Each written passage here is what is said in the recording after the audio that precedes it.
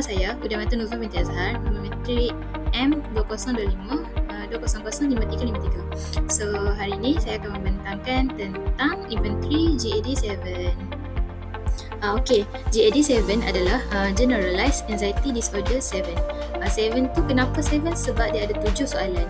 So, secara rasminya diterbitkan pada tahun 2006 lah oleh pakar psikiatri dan penyelidik kesihatan mental yang terbuka. Ada 4 orang iaitu Robert L. Spritzer, Ronke, Joanna B.W. William dan Bert Longworth.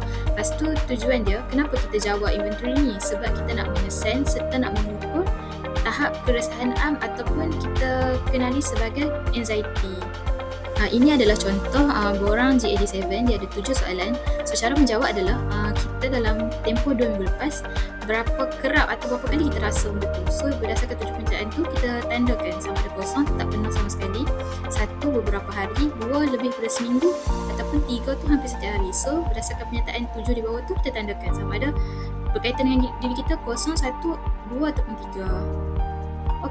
Untuk pengiraan skor pula, cara dia adalah kita jumlahkan skor untuk kesemua 7 soalan mengikut kotak kita tanda. So, kalau kita tanda pada kotak yang kosong, markah dia adalah kosong. Kalau kita tanda pada kotak yang 1, markah dia adalah 1, dan begitu jugalah 2 dan 3. So, kita jumlahkan semua. So, jumlah total skor untuk 7 soalan tu dia akan ada pada 0 sehingga 21. Yang seterusnya adalah interpretasi skor. Berdasarkan soalan GAD-7 yang kita jawab, dia ada 4 tahap kebimbangan ataupun tahap anxiety lah. Yang pertama adalah normal, iaitu jumlah skor adalah 0 sampai 4. Tiada tindakan lanjut yang diperlukan sebab anda tidak mengalami gangguan kerisauan ataupun anxiety. Tahap kedua adalah ringan, iaitu jumlah skor adalah 5 sampai 9. Pada tahap ni perlukan kepada pantauan lanjut lah. So, disyorkan supaya beberapa minggu selepas tu dijalankan semula GAD-7 untuk kita tengok simptom dah bertambah baik ataupun dah bertambah perubahan. Yang ketiga adalah sederhana. Tahap sederhana ni jumlah skor dia adalah 10 hingga 14. Simptom ni biasanya dah mencapai tahap klinikal. Maksudnya anda disyorkan untuk mendapatkan penilaian daripada pakar kesihatan mental lah. Pada tahap keempat iaitu tahap teruk, pada tahap ni jumlah skor dia adalah 15 hingga 21.